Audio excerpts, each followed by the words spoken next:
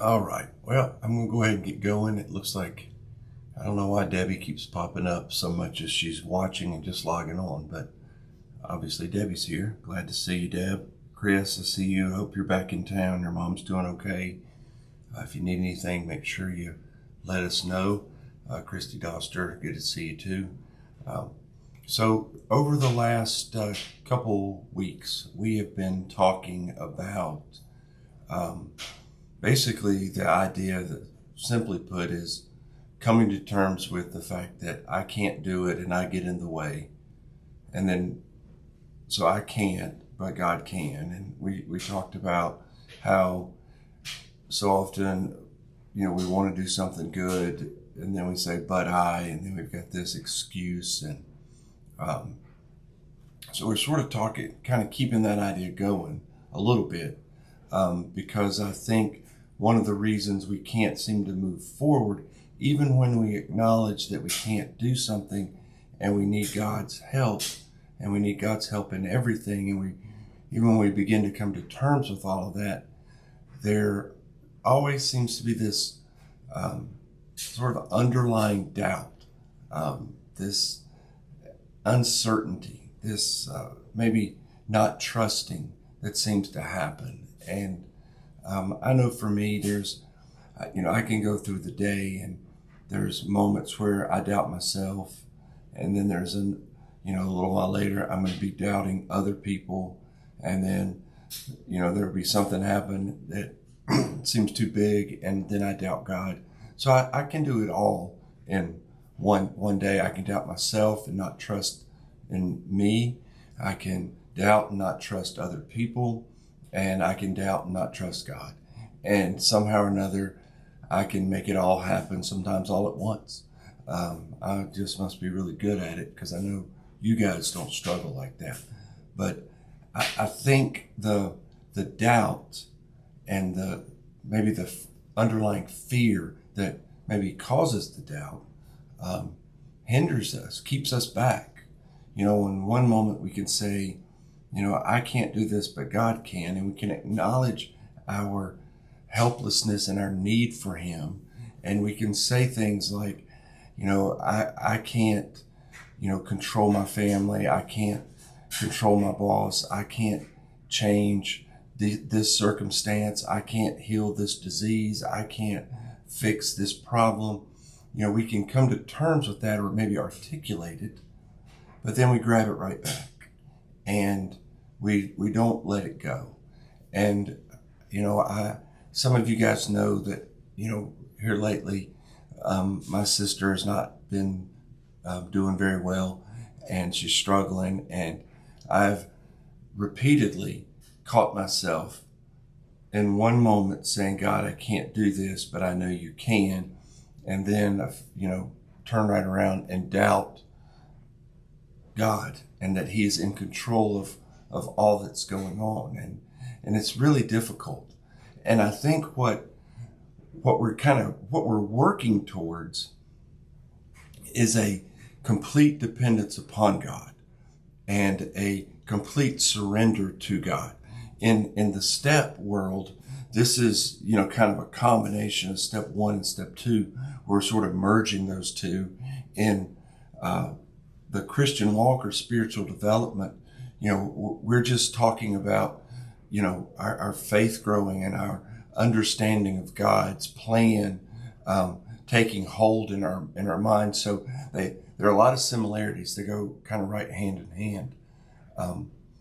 But I think, what I want us to start thinking about is when we acknowledge that I can't and God can. And one of the folks in our group has texted a few times over the last few weeks and said how much just that prayer has helped them throughout the day. That just sort of the starting point being, God, I can't do this, but I know you can. I can't do this without you, God, but I know you can. You can do it through me. You can put the pieces together. You can help me overcome my fear. And I think it benefits us all. And it allows us to take even a smaller step, or sometimes maybe it's a giant step, into the more depending upon God. And that's where I want us to kind of get to. I mean, that's the sort of the maybe the first bigger goal. I mean, all these others are important, but we're working towards a dependency upon God and knowing that I can't beat this addiction. I can't beat this situation. I can't beat this illness. I can't beat fill in the blank, but God can. So now in turn, I need to depend upon God. So for me to maintain my sobriety, I need to depend upon God.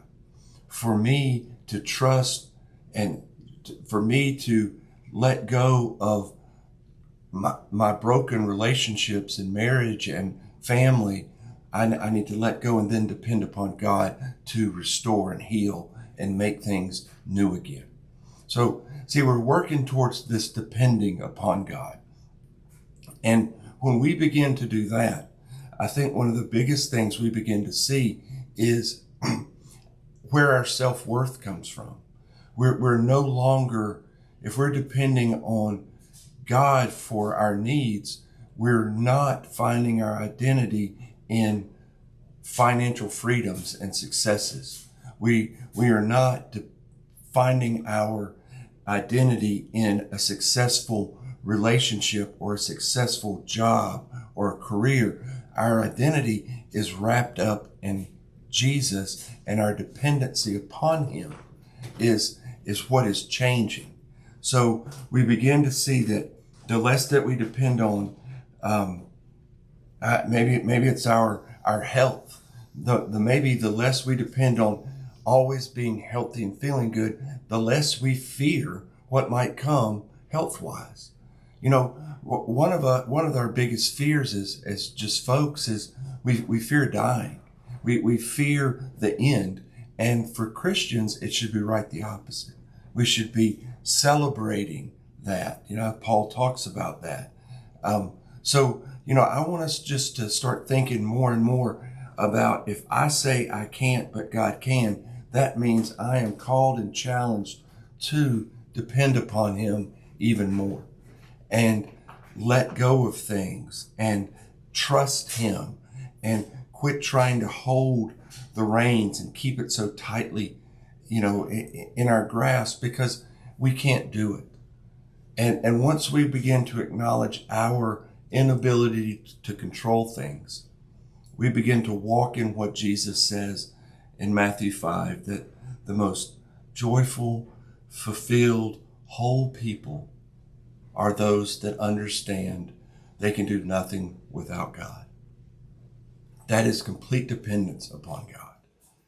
And that's a scary thing, because that's where the doubt begins to creep in. That's where me questioning things begin to, you know, I might say, yeah, God can do these things, but, and we just don't trust. We doubt instead of trust, and it hinders us so much. So I want us to just keep moving along. I can't, but God can. But I gets us nowhere, but God gets us everywhere.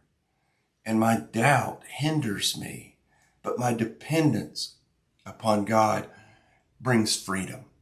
Freedom in a way that I can't even explain until you're experiencing it. But it's a freedom that we're all called to, and it's a freedom that we all desire.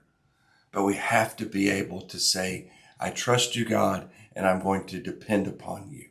So let's do that. I can't, but God can. But I gets me nowhere. But God gets me everywhere. My doubt hinders and holds me back, but my dependency upon God brings freedom and fullness and a pursuit and a closeness with God that just is far beyond our imaginations. So this week, let's do it. We're going to depend more on God and doubt less. We're going to trust God more and doubt less. We're going to get out of the way, and we're going to let God do things, because we are going to let go and allow him to have it. And we're going to become more dependent upon him, trusting him more and seeing what he does for us. I think we'll be pretty amazed at what God has in store for each one of us. So guys, if you need something, reach out, comment, touch base with us. If you're close by out here in West Georgia, Haralson County, tomorrow, my good buddy Debbie's leading our large group, and it's always such a thrill to listen to her. And so come out, hang out with us. You'll eat good. You'll probably laugh at something stupid that I say or do, and we'll have a good time. So remember, guys, depend on God, not yourselves. Love you. Have a good one.